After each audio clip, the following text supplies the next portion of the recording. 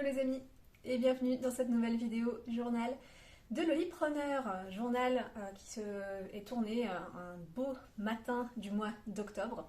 Et voilà, on est en automne, il fait un temps magnifique, merveilleux, un ciel bleu, je suis encore en petite bretelle. Et ça m'a donné l'idée, l'intuition, l'envie de vous faire une vidéo autour du sujet de la vitalité du chef d'entreprise, de l'entrepreneur et du rapport à son énergie vitale, son système nerveux, sa santé pour arrêter de se cramer. On arrive dans le temps de l'automne. L'automne, c'est ce temps de feu, ce temps où on est en fin de cycle. On a eu l'été avec toute cette énergie prolifique, solaire. Et on va doucement rentrer à l'intérieur de nous-mêmes, rentrer dans un temps plus sombre, plus lent, plus calme, de faire le tri entre ce dont on n'a plus besoin et ce qu'on veut garder pour le cycle suivant. Mais aussi un temps où nos corps sont un petit peu challengés, et là d'autant plus avec la saison que nous avons, cet été indien qui n'en finit plus, c'est à la fois le soleil qui recule et à la fois la chaleur qui est toujours là. Et c'est peut-être une invitation à faire le plein de vitamine D, le plein de soleil, vraiment le plein de nature avant de rentrer dans cette saison froide. Et en tant qu'entrepreneur, c'est aussi un élément important. C'est pas qu'au niveau personnel, c'est aussi au niveau entrepreneurial. Parce que le but du jeu, c'est d'avoir... on est le carburant, le capitaine de bord de son véhicule entreprise. Donc si on veut avoir un bon carburant dedans, c'est nous qui devons prendre soin de nous dans cette épopée entrepreneuriale. L'idée aussi, c'est de pouvoir vous parler de l'importance de la vitalité dans la posture de chef d'entreprise. Pourquoi ? Parce qu'on est quand même dans une société, une situation où même les entrepreneurs font des burn-out. Donc le burn-out, brûler, out, à l'extérieur, c'est vraiment ce feu qu'on a à l'intérieur et qui va rejaillir à l'extérieur et nous consumer, nous cramer. C'est une situation qui est normalement plutôt connue dans le milieu salarial parce que pression de la hiérarchie, pression du travail, pression de l'entreprise, pression du résultat. Sauf que là, les entrepreneurs n'ont pas ces pressions extérieures et sont seuls décisionnaires de quels sont les leviers et les indicateurs de succès et de réussite et de résultats dans l'entreprise. Mais le burn-out est là. Le burn-out est de plus en plus présent chez les entrepreneurs. Donc c'est ce feu qui vient nous cramer. Qu'est-ce qui se passe en fait ? Il se passe que toute l'énergie du chef d'entreprise, notamment quand il est en lancement, mais c'est aussi le cas pour des entrepreneurs de long terme qui ont l'habitude de fonctionner ainsi, ou qui ont peur de lâcher leur mode de fonctionnement, estimant que leur modèle entrepreneurial ne fonctionnera plus s'ils ne sont pas constamment à fond, c'est cette envie de tout donner dans sa boîte, en se disant je suis la force productive, effectivement, je suis le capitaine, je suis le pilote, je suis le moteur et l'essence pour faire fonctionner mon entreprise et créer de la valeur ajoutée, donc il faut que je sois tout le temps à fond. Si je ne suis pas là, il ne se passe rien. Donc on se retrouve à bosser des semaines très très longues, 40, 50, 60, 70 heures pour son entreprise, pas prendre de vacances, bosser pendant les vacances, travailler le soir. Bref, essayer d'étendre comme ça la possibilité de travailler au maximum pour investir son temps sur je travaille énormément pour ma boîte pour à un moment donné ne plus avoir besoin de travailler énormément dans ma boîte. Ça ne fonctionne pas comme ça. Et non. Si vous avez bossé 70 heures par semaine dans votre boîte, à un moment donné, quand est-ce que vous allez lever le pied et bosser moins ? Vu que ces 70 heures, vous considérez que c'est ce qui vous permet de continuer à générer le même chiffre d'affaires, au niveau du mental, je baisse mon niveau de temps dédié à mon entreprise, je baisse mon chiffre d'affaires. Sauf qu'il y a un élément, je trouve qu'il y a à prendre en compte, c'est la vision court terme et long terme. À mon sens, c'est avoir une vision très court-termiste de penser comme ça. Et je le dis, je l'ai fait. Je l'ai fait de travailler énormément, de donner vraiment tout mon temps à un projet, d'être focus sur uniquement travailler, et dès que j'ai un peu de temps, travailler, parce que j'avais beaucoup de projets, beaucoup de choses à faire, beaucoup de contenu à créer, et que ce soit avec une entreprise qui génère du chiffre d'affaires ou non, même en lancement, se dire il faut que je fasse ça, il faut que je fasse ça, il faut que je crée du contenu, il faut que j'en parle, il faut que je communique, il faut que je refasse mon site, bref, beaucoup de choses, et être toujours dans cette volonté de travailler énormément. Cette situation ne m'a pas apporté plus de chiffre d'affaires, plus de notoriété, ni même plus de bonheur dans ma boîte. Parce que ça aussi, le facteur produit intérieur brut versus bonheur intérieur brut est aussi à prendre en compte. Quand je suis dans cette quête de beaucoup travailler pour arriver à faire fonctionner ma boîte et ensuite me reposer, en fait je m'oublie dans le chemin. C'est-à-dire que quelle personne je serais après avoir travaillé des mois énormément? Est-ce que je serai en capacité de pouvoir accueillir le succès? Est-ce que je serai en capacité de pouvoir faire fonctionner une société, qu'elle roule? Et est-ce que je ne serai pas épuisée à ce moment-là? Et sur tout le long du trajet, est-ce que je me serais fait kiffer en fait? Est-ce que ça valait vraiment le coup de bosser autant et de ne pas prendre soin de moi pour arriver à tel objectif? Et finalement pas en profiter tant que ça parce que je suis malade, je suis fatiguée, je suis épuisée, je vois plus le sens, je vois plus la joie, je vois plus l'envie. Je trouve qu'il y a trois grands états à regarder dans sa vitalité et c'est extrêmement simple, pragmatique et pratique, mais c'est souvent des postes qui sautent tout de suite dans la vie des chefs d'entreprise. Number one, l'alimentation. Déjà rien que le fait de prendre le temps de manger, prendre le temps de faire des vraies pauses repas, prendre le temps de cuisiner, prendre le temps de ne pas manger un truc vite fait qui est dépourvu de nutriments, de vitalité, de cru, d'eau, de frais. Rien que ça, la grande famille alimentation et eau, boire de l'eau en grande quantité, c'est quelque chose qui est un petit peu passé à côté. J'ai pas le temps, je suis au bureau, je suis machin, je me prends un truc vite fait à manger, je mange sur le pouce en 20 minutes devant mon écran, je travaille à la maison tout seul, donc je me mets un truc sur l'ordinateur et puis je mange comme ça. Et en fait, qu'est-ce qu'on dit à notre organisme? On dit que pendant qu'on travaille, on ne s'offre pas la nourriture nécessaire pour être au meilleur de notre forme. On ne s'offre pas la nourriture nécessaire pour être endurant sur la distance, avoir cette vitalité et peut-être même à un moment donné être en carence et tomber malade. Être dans un état où j'ai toujours mangé un peu sur le pouce, oui je mange comme ça, je fais pas trop attention, je vais vite. Et en fait, comment je prends soin de mon intériorité et comment je fais en sorte que mon corps puisse être ce véhicule qui me permette de mener à bien mes projets. Quel est mon rapport à l'alimentation? Est-ce que c'est important? Est-ce que c'est pas important? Est-ce que c'est une perte de temps ou pas? Et donc le fait de me nourrir soit une perte de temps, qu'est-ce que ça dit de moi? Qu'est-ce que ça dit de moi en tant que chef d'entreprise? Et bon, bien sûr, c'est valable dans tous les espaces de vie, au niveau personnel, qu'on soit salarié ou quoi que ce soit. Mais je trouve qu'au niveau de l'entrepreneuriat, on n'en parle pas assez sur ce besoin de vitalité. Parce que justement, oui, c'est vrai, nous sommes les personnes qui réalisons le chiffre d'affaires, qui sommes au contact des clients, qui mettons en œuvre les produits et services. On a besoin d'être bien, quoi. On a besoin d'être dans un bon état pour pouvoir le faire. Deuxième élément, le mouvement et le sport. J'ai un historique de vie où je n'ai pas été très sportive dans le sens où je pratiquais le yoga depuis très longtemps, à raison d'une fois par semaine, 2 fois par semaine, des stages, voilà, d'avoir cette pratique un petit peu en ligne de fond, mais le sport de façon un peu plus régulière, je ne pouvais pas me considérer comme étant sportive.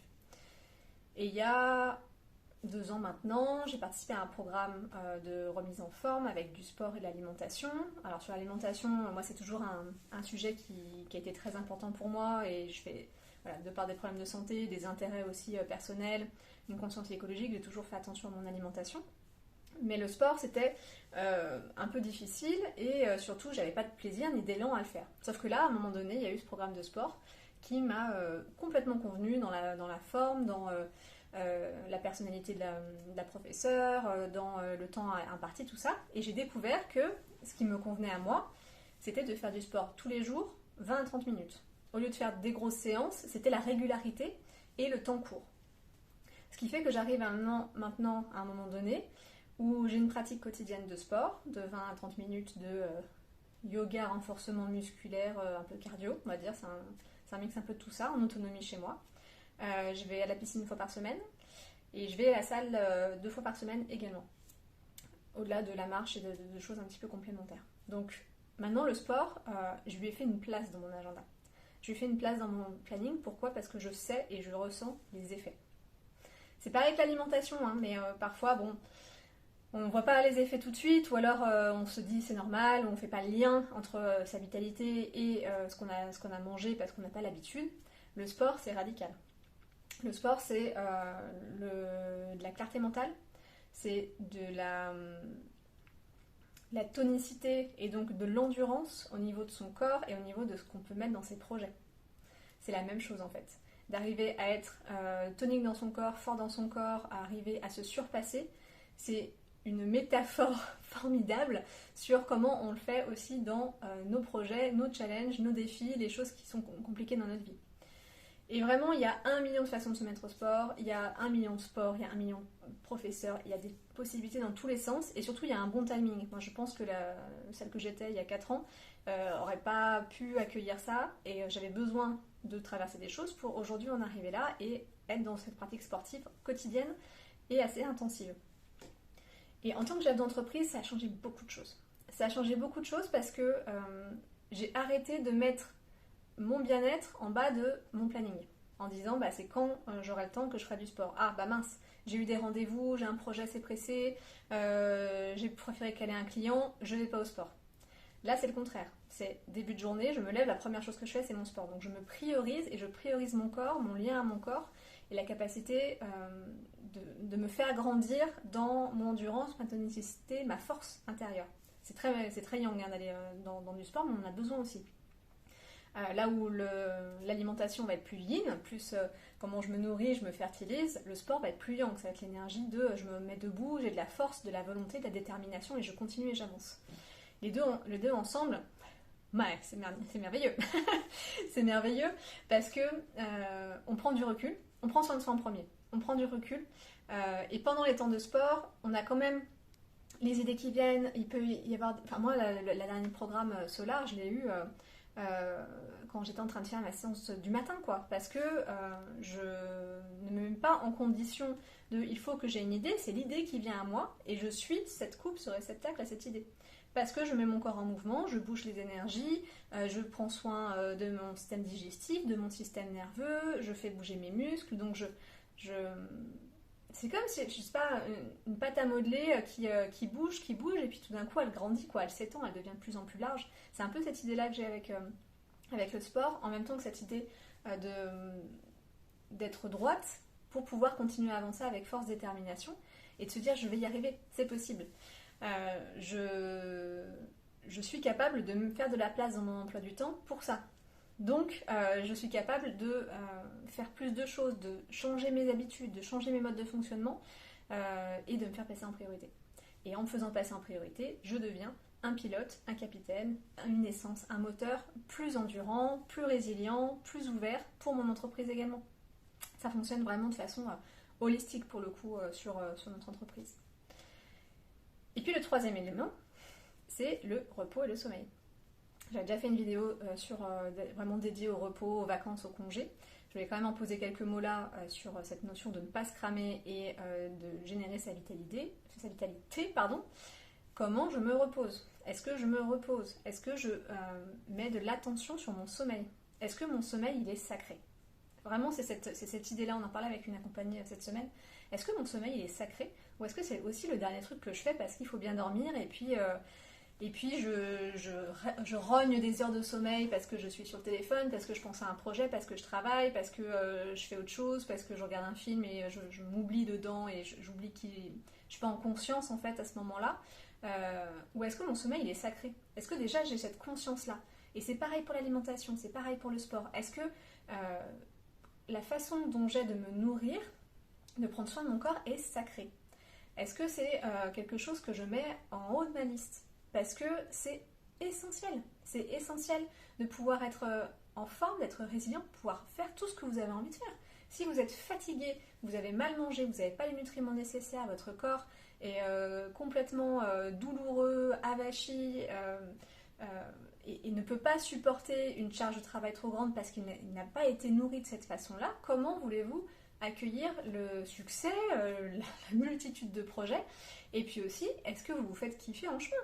Est-ce que ça vaut vraiment le coup d'être dans un état déplorable parce qu'on a donné toutes ces heures à son entreprise et de ne pas apprécier le chemin parce qu'on tombe malade, parce qu'on est déprimé, parce qu'on ne voit pas le bout, parce que... Toutes ces questions-là en fait. Donc arrêter de se cramer, ça passe par est-ce que je rends aussi ce qui est la base de chaque être humain sacré? Est-ce que mon sommeil est sacré? Est-ce que je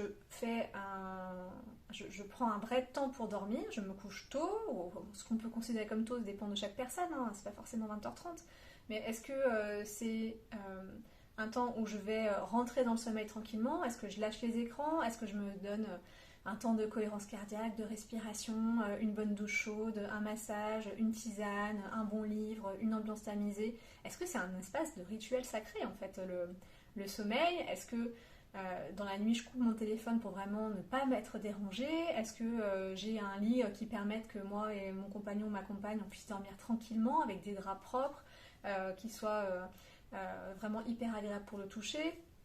Est-ce que le matin, je me mets un petit réveil qui met la lumière au fur et à mesure pour me réveiller tranquillement plutôt qu'un truc tonitruant, mon téléphone encore qui va sonner? Vraiment, comment je prends soin de mon sommeil et de mon repos dans la journée? Est-ce que je prends des temps de sieste si j'ai besoin de dormir? Est-ce que je me dis non, je dormirai plus tard? Ou non, c'est pas grave, parce que je baille aux corneilles, mais j'ai des choses à faire? Est-ce que je m'autorise à décaler des rendez-vous pour pouvoir avoir des temps de régénération? Est-ce que je m'autorise à aller marcher ou à faire autre chose, à m'aérer l'esprit, à me relaxer, à méditer dans la journée, ne serait-ce que 5 minutes, pour me permettre de me régénérer en continu et de ne pas me cramer? Toujours la même chose. C'est vraiment cette notion de tout de suite, et donc quitter cette vision long terme, de se dire mais on a un seul corps pour cette vie, on a une seule entreprise pour l'instant, peut-être qu'il y aura d'autres projets, mais on a ça à nourrir. Qu'est-ce qu'on lui donne comme énergie? Qu'est-ce qu'on lui donne comme amour? Comment on rend sacré ce voyage? Comment on se rend sacré dans ce voyage? Comment on voit les choses loin? C'est parce que je dors bien, je passe des bons week-ends à dormir, à me reposer, à profiter des gens que j'aime, à cuisiner, à jardiner, à faire ce que j'ai envie, mais parce que je prends le temps régulièrement de me reposer, parce que je prends le temps régulièrement de bien me nourrir et de faire des vraies pauses repas, parce que je prends le temps régulièrement de faire du sport, mon aventure entrepreneuriale est sympa. Et je peux aller plus loin et je peux aller plus haut parce que je suis en capacité de le faire, parce que j'ai tout ce qu'il faut à l'intérieur de moi pour le faire. C'est aussi des moments à travers ce lien à sa vitalité et à prendre soin de sa vitalité, de pouvoir se laisser inspirer dans ces moments-là. Parce qu'on n'est pas devant l'écran, on n'est pas en séance, on n'est pas devant sa feuille de papier en train de dire je travaille. Je suis en train de prendre une pause repas, peut-être que je vais ouvrir un magazine ou me mettre une série ou regarder par la fenêtre et une idée va me venir à ce moment-là. Parce que je vais faire mon sport, je vais aller à la salle, je vais rencontrer quelqu'un.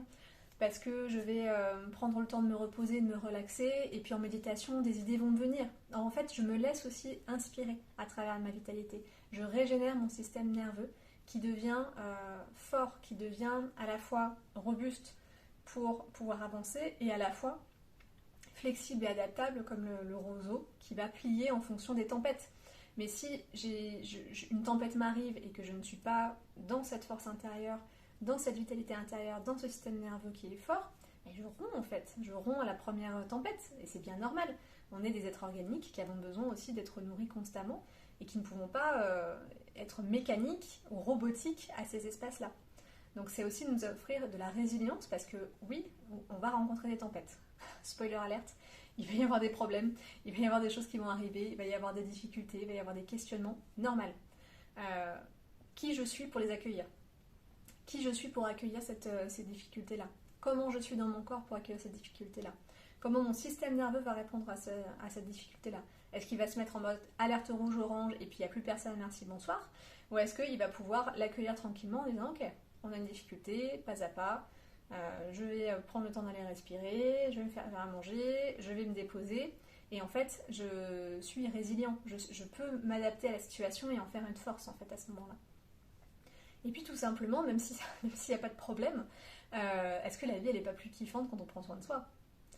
Est-ce que c'est vraiment le kiff, même si on adore son métier, de bosser toute la journée ou de ne pas prendre le temps de s'aérer l'esprit, de faire autre chose, de bouger son corps, de manger des choses agréables, de pouvoir se faire une sieste au soleil ou sous un plaid s'il fait froid. Enfin, quelle vie on a envie de vivre en fait en tant que chef d'entreprise?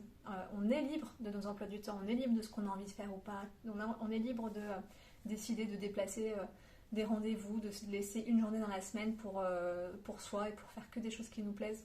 Est-ce qu'on se l'autorise et est-ce que c'est pas ça la vie kiffante de chef d'entreprise plutôt que d'être devant son écran le maximum de temps et à la fin de se dire à quoi bon tout ça? Est-ce que le fait de me cramer m'aura apporté plus de succès, plus de bonheur? C'est quoi le bonheur? et qui je suis en fait en tant que chef d'entreprise. Quelle image j'ai de moi, quelle image je rends à l'extérieur. Peut-être même si vous avez des enfants, à vos enfants, de dire papa, maman et entrepreneur, et voilà mon quotidien. De manger sur le pouce, de pas prendre le temps de faire une sieste et de pas aller au sport, et dès qu'on doit aller courir avec l'enfant, l'ado ou quoi que ce soit, ou faire un truc avec son grand, et ben on est cramé et on ne profite pas en fait. Donc c'est vraiment une question générale, je trouve, de savoir qui j'ai envie d'être.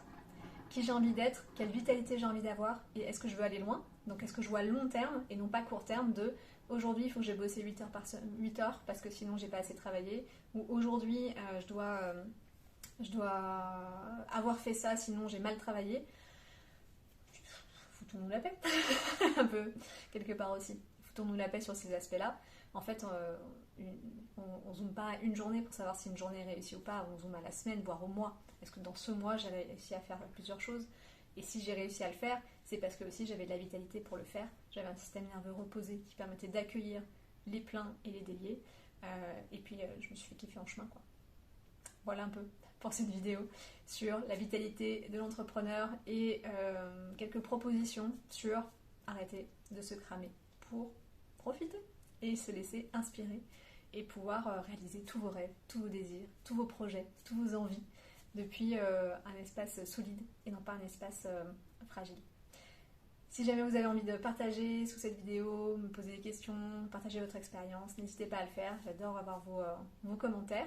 Et puis je vous retrouve prochainement pour une future vidéo du journal de l'Élépreneur.